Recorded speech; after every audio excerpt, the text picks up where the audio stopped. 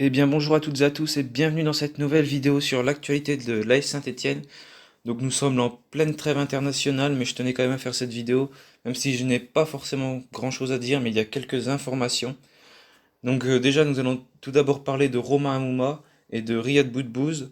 Ensuite nous allons parler de nos différents Stéphanois qui se sont qualifiés pour la Coupe d'Afrique des Nations.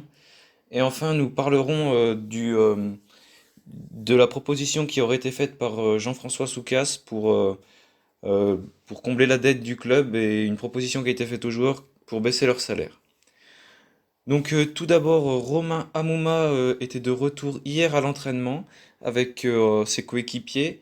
Donc il revient petit à petit et il pourrait être aussi de retour pour affronter Nîmes lors de la prochaine journée de Ligue 1 le week-end prochain. Donc ce serait vraiment une très bonne nouvelle pour les Verts si Romain Mouma revenait. Je serais vraiment content.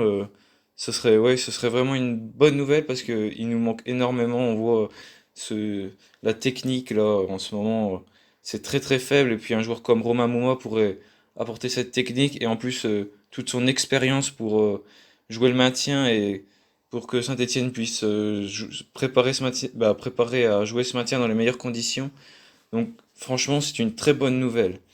Mais par contre, du côté de Riyad Boudbouz, il ne devrait pas pouvoir continuer pour l'instant la saison. Est-ce que sa saison est finie? Je n'en sais rien. Mais on annonce 3 semaines d'indisponibilité, pardon, pour Riyad, puisqu'il se serait blessé justement hier, je crois, ou avant-hier, à l'entraînement. Oui, ça doit être avant-hier.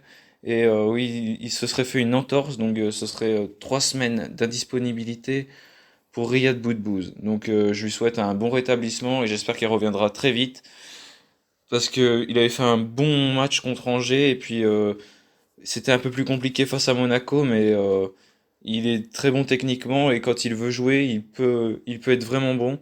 Donc c'est dommage, mais j'espère qu'il reviendra en forme pour la fin de la saison et d'ici qu'il revienne, j'espère que les Stéphanois auront pris beaucoup de points et seront tranquilles pour le maintien. On croise les doigts. Du côté de la Coupe d'Afrique des Nations, 3 joueurs stéphanois sont d'ores et déjà qualifiés.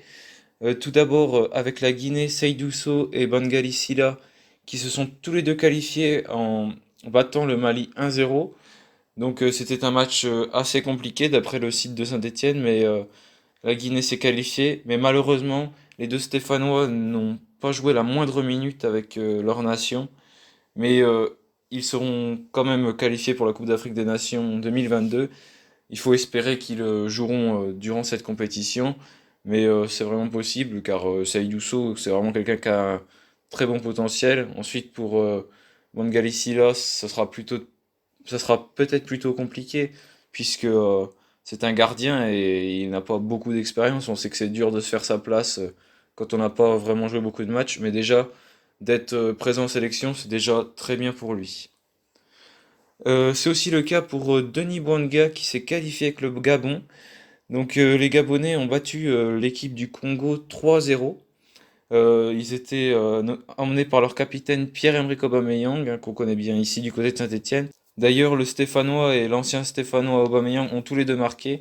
Donc Denis Bouanga a marqué le but du 2-0 et Pierre-Emerick Aubameyang a marqué en toute fin de match le but qui a permis à son équipe de mener 3-0 et d'ainsi assurer la première place de son groupe. Donc bravo à eux. Et du coup déjà on sait que au moins 3 Stéphanois joueront la Coupe d'Afrique des Nations. Ensuite, je voulais parler de la dette qui avait été annoncée il y a quelque temps, une grosse dette de plusieurs millions d'euros.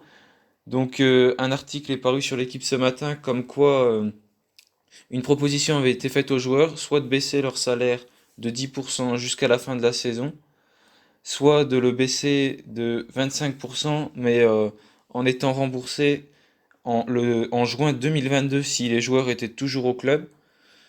Donc selon l'équipe, 2 joueurs auraient accepté pour le moment, Jesse Moulin et Madi Camara.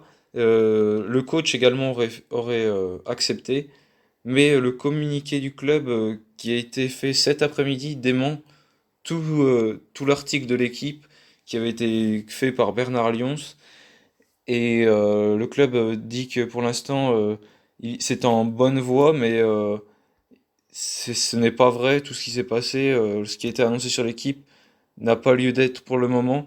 Pour l'instant, un montant de 1,5 million d'euros a d'ores et déjà fait l'objet d'un accord au titre de la saison 2020-2021. Donc voilà, selon le club, l'équipe a une nouvelle fois dit quelque chose qui n'était pas vrai.